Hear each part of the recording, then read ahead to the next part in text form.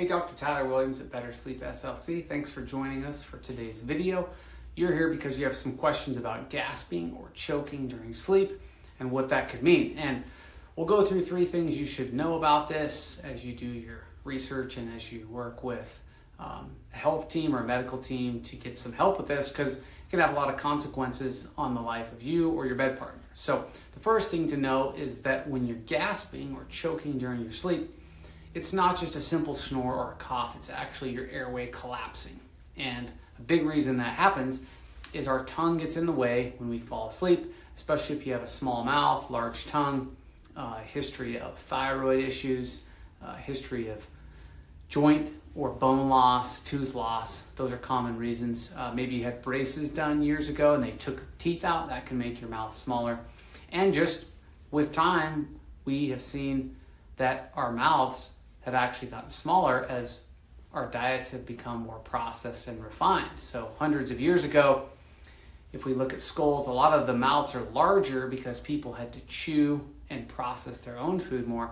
Now, because so many things are processed, there's some evidence that our mouths are actually becoming smaller, but our tongues often stay the same size. And so when you choke or gasp, that's your tongue actually blocking your airway, and your body will choke or gasp to try to cough that tongue forward so you can get air back through your airway, especially when you're lying flat on your back. But we still see it when people are on their sides or their stomach as well, but lying flat on your back is the most common place that this happens. So if this is happening to you or your bed partner, you're doing the right things by watching videos like this to be able to figure out what the next steps look like. And we saw someone just the other day who he noticed that occasionally, and when we looked at his sleep study, he wore a watch for one night, a special kind of watch with a finger attachment on it.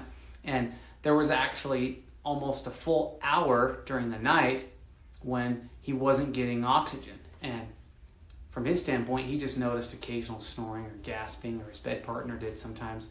But his oxygen was actually low for a full hour. And what that means is if he slept 6 or 7 hours, that somewhere between 15 and 20% of his time in bed, he was not getting enough oxygen. And when that compounds over weeks and months and years, that can have some really big health ramifications.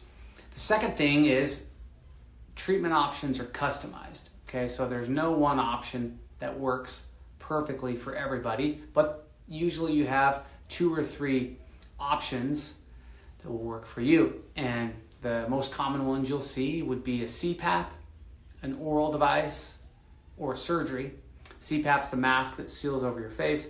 Oral device is a device that positions your jaw and tongue. And surgery is a device that moves your tongue forward when you sleep, when you would normally gasp or choke. So with any of those 3, what we're really trying to do is get air past that tongue blockage, whether it's keeping the tongue forward, moving the tongue out, or blowing air past the tongue so that you get enough oxygen, even if your airway is trying to collapse.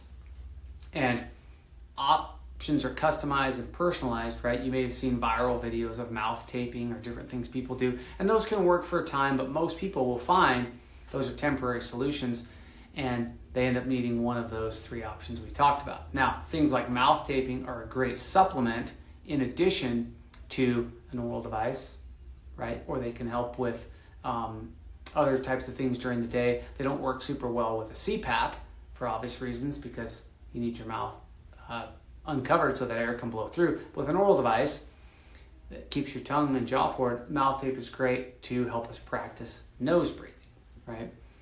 There's some supplements that can help as well, such as magnesium and creatine. Side sleeping helps. All these things help weight loss, but generally once you have sleep apnea, that doesn't go away. It might improve, but it doesn't go away once you have it, so you need to have some type of active treatment for that. And then the third thing is make sure you're working with a team that's monitoring this and not just giving you an appliance or a device or a surgery, right? You want to work with someone who, when they see you and they treat it, that periodically they're having you back in to measure and calibrate and monitor the sleep.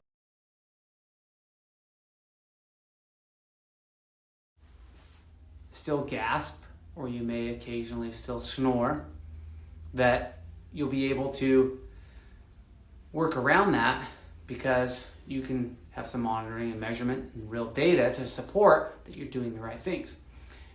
Sometimes we get people referred to us where they've had some type of device or CPAP, but there wasn't any good follow-up, and so they don't even know if it's working, and maybe something's uncomfortable, and so they just give up. And who wouldn't, right? If I don't know if something's working and it's uncomfortable, I want to give up too and find something better. So make sure you have periodic maintenance and monitoring with your sleep solutions. And that way you can get back your life. Our goal is to help you feel and look 10 years younger, and this is just one of the ways we can do that.